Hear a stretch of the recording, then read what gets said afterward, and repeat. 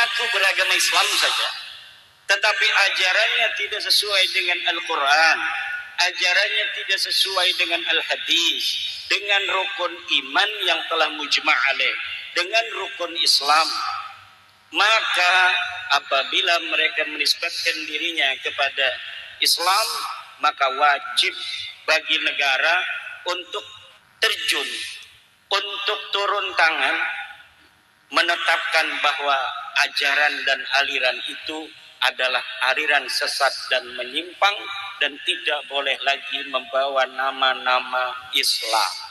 Ini aturan konstitusional yang kita sepakati di negara Pancasila, negara Kesatuan Republik Indonesia, tanah warisan dari nenek moyang kita yang kita cintai.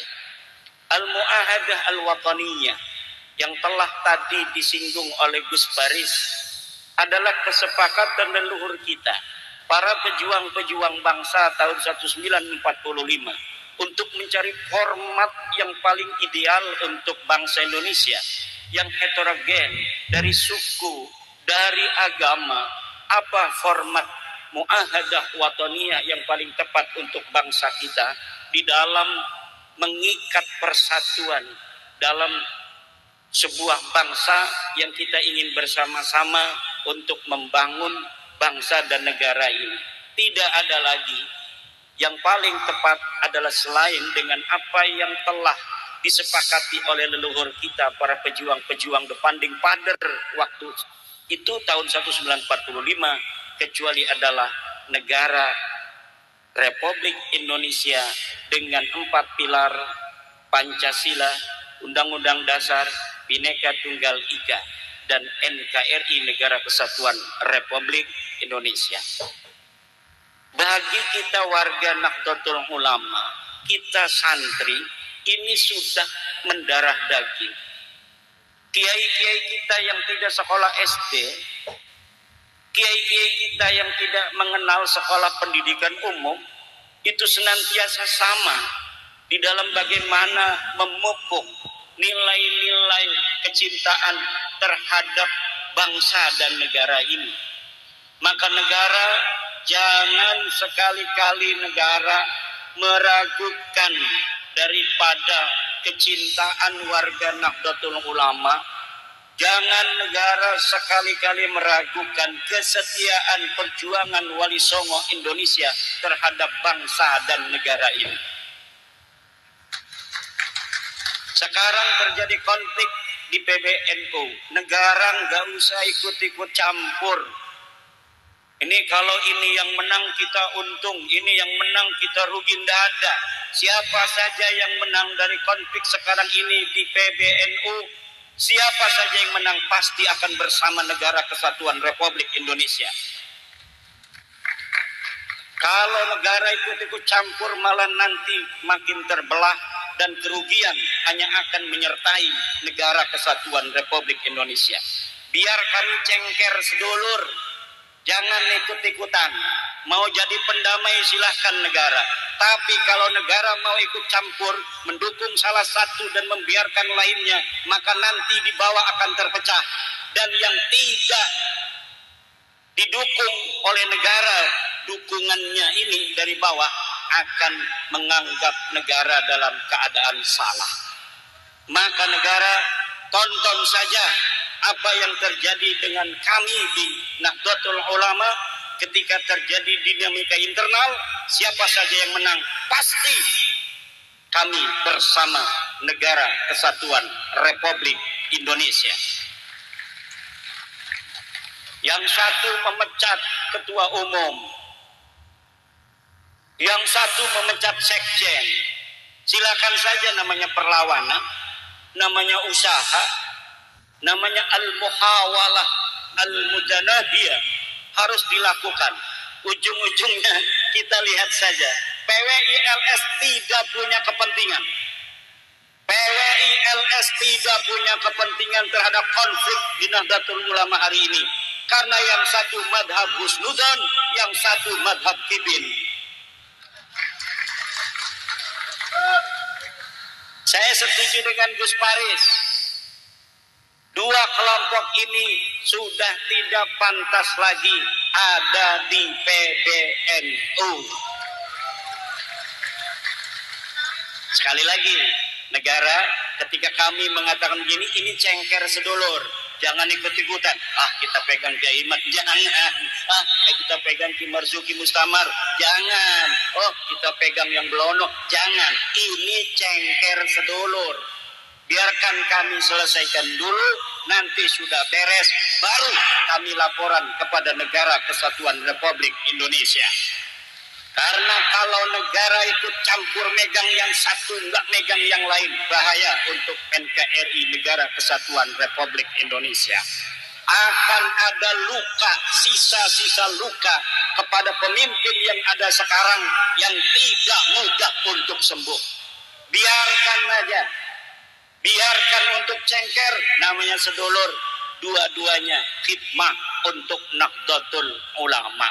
Tetapi gunjang-ganjing hari ini, saya yakin-yakinnya adalah cara Allah untuk menguatkan Nahdlatul Ulama dan membersihkan Nahdlatul Ulama dari pengkhianat Nahdlatul Ulama. Banyak yang menangis hari ini, kiai-kiai di bawah.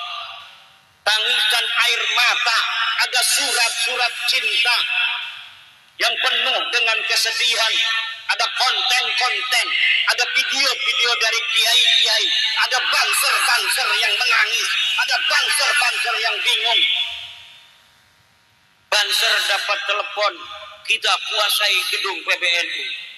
Ditelepon lagi oleh sebelahnya, kita kuasai gedung PBNU. Ini saya satu orang untuk menguasai gedung PBNU, yang nyuruh beda-beda orang. Sekali lagi negara atau siapapun, apalagi bukan negara, mau ikut campur urusan kami, nanti kami akan cepat bersatu loh. Macam-macam dengan Nahdlatul Ulama. Kelihatan kalian nanti bahwa ada niat jelek untuk kami Nahdlatul Ulama, maka walaupun kami sedang cengker, kami sedang ribut, kami akan cepat bersatu untuk menghancurkan kalian semua, musuh-musuh Nahdlatul Ulama.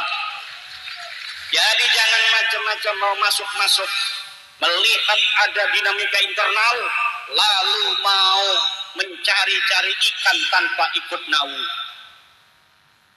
Mengambil ikan di air keruh, bahaya ente. Karena bagi kami Nahdlatul Ulama NKRI adalah harga mati. Kesetiaan kami warga Nahdlatul Ulama PWI LS kepada NKRI adalah final. Tapi kesetiaan kami kepada pemerintah kondisional. Ini harus betul-betul diperhatikan oleh negara. Jangan ikut-ikut acak-acak Nahdlatul Ulama, mau siapapun. Kenapa? Karena kami biasa dalam dinamika internal, dan kami akan bisa melaluinya sebentar lagi, dan setelah itu yang ada hanya orang-orang ikhlas yang ada di Nahdlatul Ulama. Dan kalau menurut survei, warga NU 70% menginginkan Kiai Marzuki Mustamar sebagai Ketua Umum PBNU. Ini bukan kata saya, ya, ini bukan karena adanya Marzuki. Saya lihat di hasil survei. Dan nih PCNU Cirebon yang hadir. Ingat, memang dalam Nahdlatul Ulama pemegang daripada suara itu PC dan PW. Tapi PCPW di dalam bagaimana PCPW itu memilih calon harus mendengar geretak hati masyarakat Nahdliyin di bawah. Jangan melihat SMS, jangan melihat WA yang minta nomor rekening. Jangan, tapi melihat hasil survei warga Nahdlatul Ulama pengen siapa yang menduduki sebagai ketua mereka, sebagai rais mereka, agar antara pemimpin yang dipimpin ada alaqah batiniyah yang kuat, ada trust, ada kepercayaan. Jangan sampai Nahdlatul Ulama yang besar, yang menurut survei, para ahli survei, 53% orang yang beragama Islam mengaku dirinya Nahdlatul Ulama. Ini berarti berapa ratus juta itu? Mungkin bisa nyampe 130 juta warga Indonesia mengaku dirinya adalah Nahdlatul Ulama. Jangan sia-siakan potensi besar yang sudah aman untuk negara kesatuan Republik Indonesia ini. Basis Nahdlatul Ulama memang ada di pesantren. Tetapi lulusan pesantren sekarang berada di tengah-tengah masyarakat. Episentrumnya tetap pesantren. Epicentrum tetap pesantren. Kader-kader inti daripada Nahdlatul Ulama adalah di pesantren. Jangan bikin peraturan orang-orang PBNU. Mereka yang bisa masuk PBNU hanya mereka yang mempunyai sertifikat AKNO. Ini akan menjauhkan kader-kader pesantren daripada kepengurusan Nahdlatul Ulama. Dan ini juga naturalisasi begini. Orang-orang yang dulunya bukan NU, bahkan memusuhi NU, hanya karena dia ikut kaderisasi NU 3 hari, langsung dia dinyatakan lebih berhak untuk menjadi pemimpin NU daripada anak-anak santri kiai-kiai NU, santri-santri buntet yang 7 tahun dia mondok, digembleng kecintaan kepada Allah, cinta kepada Rasulullah, cinta kepada agama Islam, cinta kepada negara kesatuan Republik Indonesia, cinta kepada Nahdlatul Ulama. Di kader, tiba-tiba dia tidak bisa menjadi pemimpin NU hanya karena dia tidak mempunyai sertifikat AKNU. Tetapi orang-orang yang bukan NU dinaturalisasi. Dia dulu mempunyai cara pandang bukan cara pandang NU. Dia tidak mondok di pesantren NU, Nahdlatul Ummah, Nahdlatul Ulum. Tidak mempunyai guru-guru yang cucu daripada Mbah Hasim, cucu murid daripada Mbah Khalil, cucu murid daripada Mbah Syekh Nawawi, Banten, Mbah Abdul Abbas, Buntet, dan lain sebagainya. Tiba-tiba dia pantas dan sah secara konstitusi ADRT Nahdlatul Ulama untuk jadi ketua PBNU hanya karena dia punya sertifikat AKNO. Ini sama saja menjual Nahdlatul Ulama kepada musuh. Akan mudah disusupi itu. Siapapun orang bisa daftar untuk AKNO, bayarnya cuma 1 juta. Kemudian pelatihannya cuma beberapa hari saja. Akhirnya orang yang tidak mempunyai nilai-nilai ke-NU-an, kalau dibelah, darahnya kuning, darahnya biru, darahnya coklat, dan lain sebagainya, bukan hijau, tiba-tiba dia bisa lebih berhak untuk menjadi pengurus NU daripada santri buntet, daripada santri babakan Ciwaringin, daripada santri Benda Kerep, daripada santri Sidogiri, santri Lirboyo, santri Tebuireng sekalipun, kalau tidak punya sertifikat AKNU nanti tidak akan bisa untuk menjadi pemimpin NU di setiap tingkatan karena dianggap NU-nya tidak lulus. Padahal dia belajar di para kiai-kiai yang cara pandang pemikiran, paradigma NU yang tidak bisa dibantah. Ini yang sedang terjadi. Dan mudah-mudahan kalau ada yang sampai menang, sampai nanti mau tamar itu, dia bisa kemudian memimpin lagi. Persyaratan-persyaratan seperti ini jangan sampai diteruskan. Bicara tentang peradaban dunia, bagaimana ingin menyatukan Israel Palestina agar tidak perang, tetapi merawat warga NU mampu. PCPW tidak ditandatangani. Yang nggak mau dukung lagi muktamar depan dikarateker. Kalau Cirebon yang selamat begini berarti sudah teken mau dukung itu. Kalau nggak mau dukung itu bisa dikarateker. Dan ini sudah bukan rahasia lagi.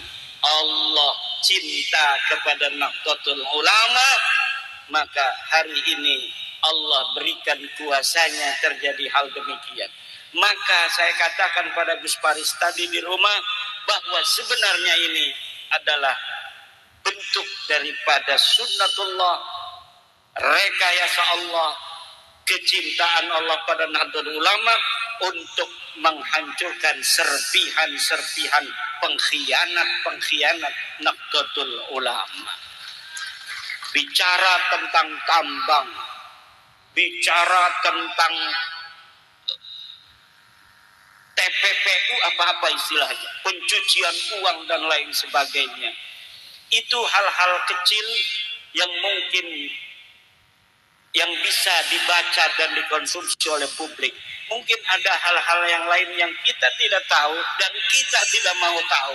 Yang penting Allah berikan kepada kita pemimpin yang betul-betul akan membawa Nahdlatul Ulama sama seperti dulu, yaitu kecintaan terhadap warga Nahdlatul Ulama, kecintaan terhadap agama, kecintaan terhadap negara dan bangsa. Ormas Islam yang berpikir bukan hanya untuk warganya sendiri, bahkan bukan hanya berpikir tentang orang yang seagama. Saya kira kalau ingin dipuntun, yang paling tinggi puntunnya itu adalah Nahdlatul Ulama. Dari dulu, bagaimana hasil-hasil bahsul masail Nahdlatul Ulama mengarus utamakan persatuan bangsa, perbedaan suku, perbedaan agama, ini seperti tidak diperhatikan. Untuk apa? Agar persatuan bangsa Indonesia dengan bersama-sama mengusung negara kesatuan Republik Indonesia ini bisa untuk selama mungkin kita bisa pertahankan. Karena hanya dengan kita yang mayoritas mencintai minoritas, minoritas menghormati yang mayoritas, hanya dengan itulah kita bisa untuk meminimalisir potensi-potensi perpecahan. Suku yang paling besar harus mengayomi dan melindungi suku-suku kecil.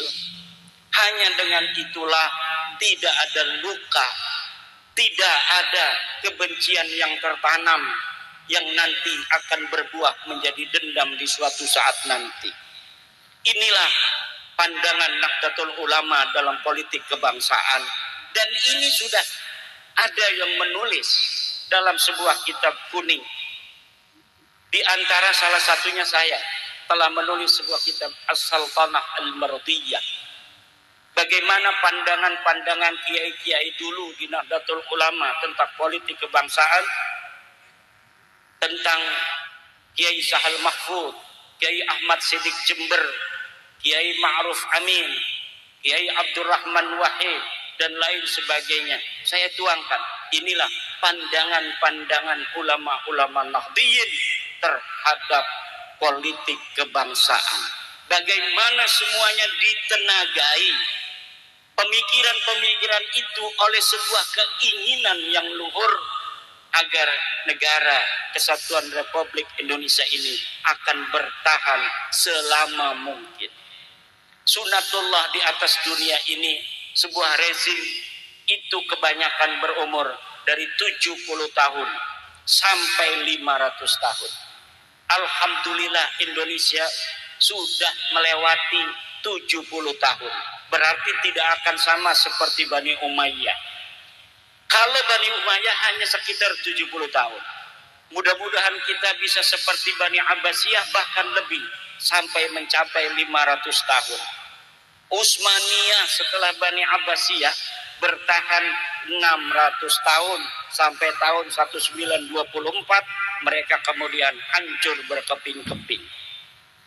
Siapa yang bisa untuk menjamin bahwa Indonesia yang memang dulunya negara atau kerajaan-kerajaan yang terpisah-pisah ini akan terus bisa seperti ini? Tidak ada yang bisa menjamin.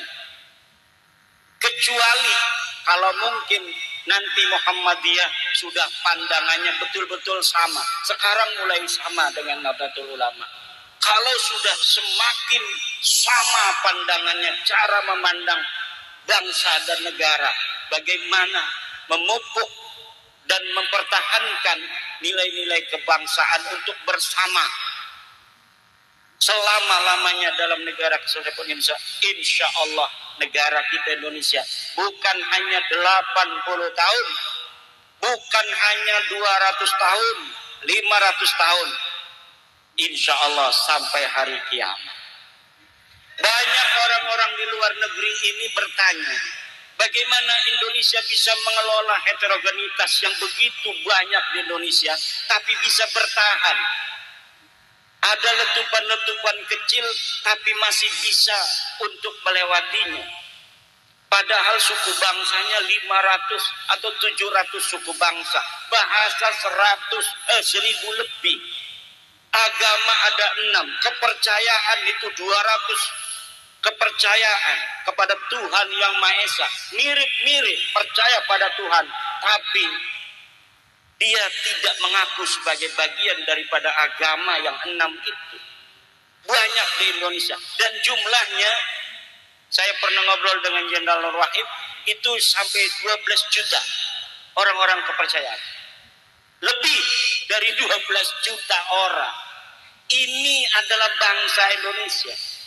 Dan Nahdlatul Ulama sudah final bahwa dakwah kita harus terus kepada non-muslim, karena kita meyakini agama kita yang paling benar. Tetapi jangan jadikan upaya kita dakwah kepada non-muslim itu menjadi alasan kita untuk menyakiti mereka. Tidak ada. La ikraha fiddin. Tidak ada pemaksaan di dalam agama. Kalau umpamanya orang-orang buntut menerjemahkan agama begitu santun, akhlak yang begitu luar biasa, nilai pengorbanan, saling tolong menolong kepada siapapun itu diperlihatkan, nanti agama-agama lain, saya mau masuk Islam saja. Tapi kalau agama Islam di tataran kulitnya caci maki, saudara-saudara, jokodok, ini adalah Presiden Fir'aun, menteri agamanya adalah Dajjal, setan, iblis. Kalau orang-orang yang punya otoritas keagamaan semacam ini, maka nilai-nilai Islam itu akan dianggap nilai-nilai yang primitif, yang tidak pantas orang non-Islam untuk masuk ke dalam agama Islam.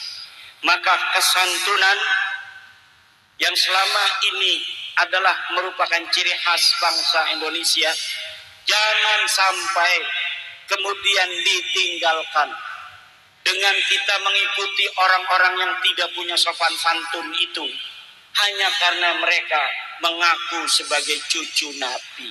Dan sudah final daripada penelitian saya, Ba'lawi yang mengaku sebagai Habib itu bukan cucu baginda Nabi Muhammad sallallahu alaihi wasallam.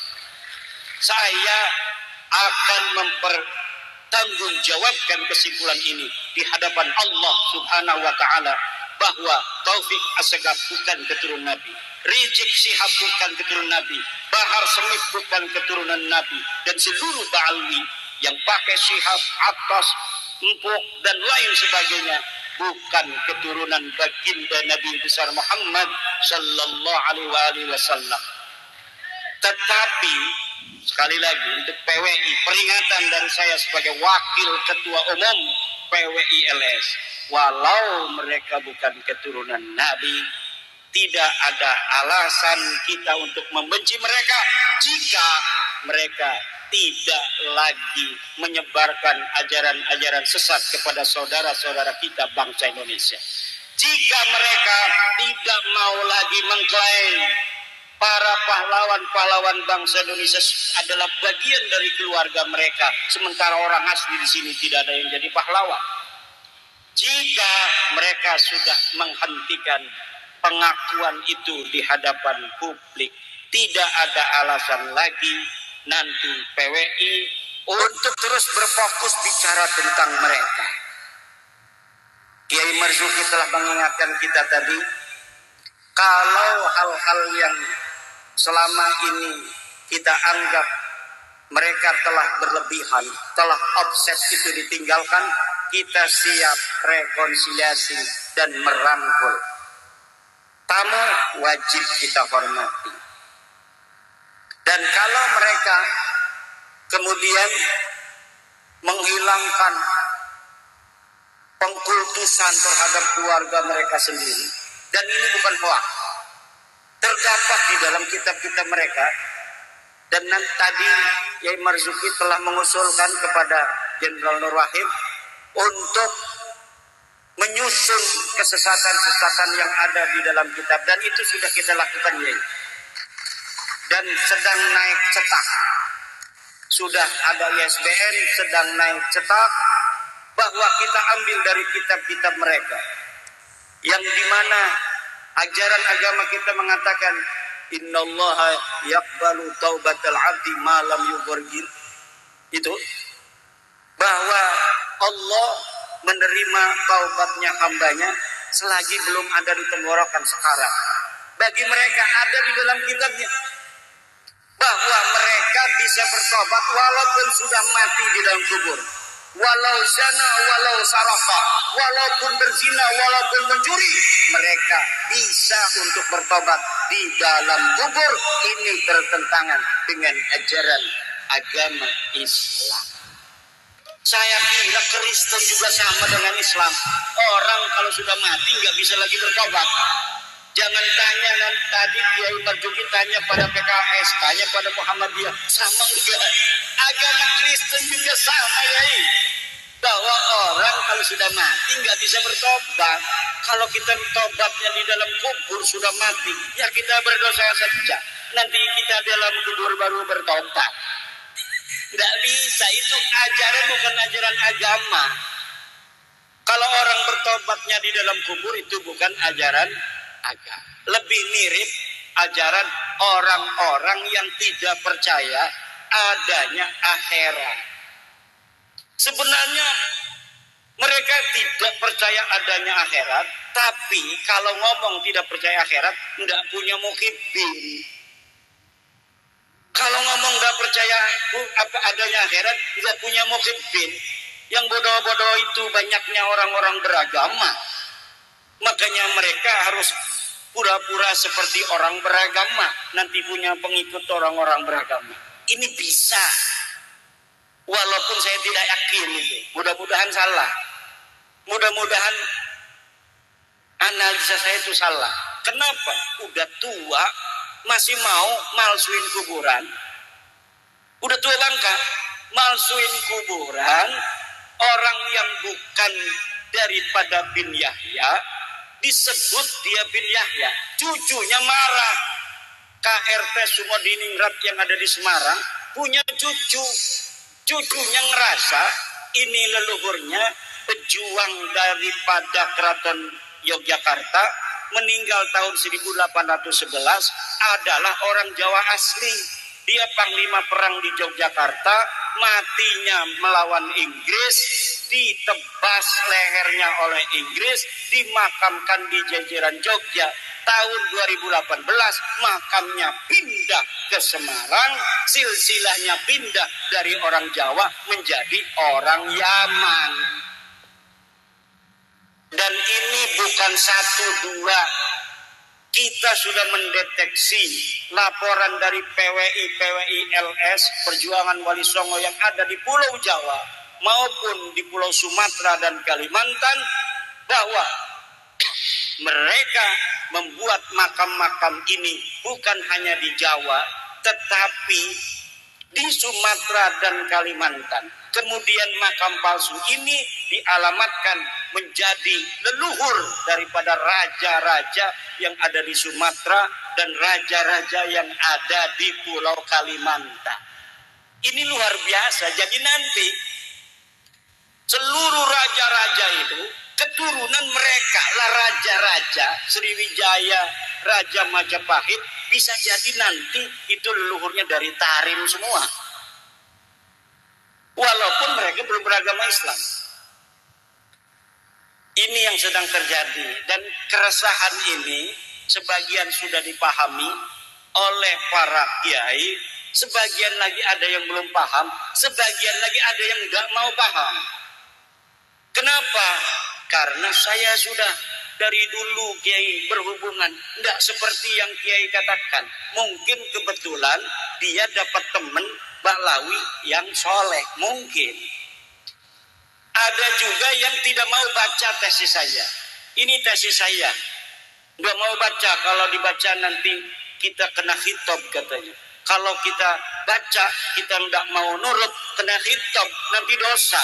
Kalau tidak baca Anda berdosa. Karena berdosa itu kalau sudah datang para rasul, kitab ini rasulnya katanya. Jadi saya kitabnya tidak mau baca, kiai. Saya adakan program wakaf gratis. 2000 kitab saya kirimkan ke para kiai-kiai itu. Ada mukibin yang bakar video. Saya tidak mau baca. Ini salah kitabnya. Udah dibaca belum? Nggak mau baca. Lah bisa ngomong salah dari mana kalau nggak mau baca? Saya kirimkan juga ke partai-partai politik, termasuk ke kantor PKS. Saya kirimkan buku-bukunya. Tahu itu dibaca nggak sama Pak Sehu itu? Kitab bahasa Arab dan berbahasa Indonesia. Nanti akan ada program wakaf lagi, yaitu tentang buku. Saya mengarang buku baru bersama Mas Rifki Zulkarnain B. Baswara tentang mengapa penting mengetahui bahwa Habib Baklawi bukan keturunan Nabi besar Muhammad SAW. Dan di dalam buku itu, selain tentang nasab Baklawi yang terputus secara ilmu nasab, tidak terdeteksi secara ilmu sejarah, secara tes DNA, secara akhlak, dan juga ditambah yaitu upaya clandestine dari mereka untuk mencoba okupasi terhadap bangsa Indonesia untuk menguasai, tetapi tanpa ada peperangan. Dan analisa ini ilmiah karena kami berbasis data dan fakta. Tidak ada satu klaim dari kami tanpa ada referensi. Semua klaim kami yang ada di kitab itu semua berbasis referensi, fakta dan data. Baik kami sendiri yang terjun investigasi, juga dari kerja-kerja wartawan yang luar biasa yang kita himpun dari media-media. Wallahu huwal muwaffiqu ila aqwamit thoriqin. Wassalamualaikum warahmatullahi wabarakatuh.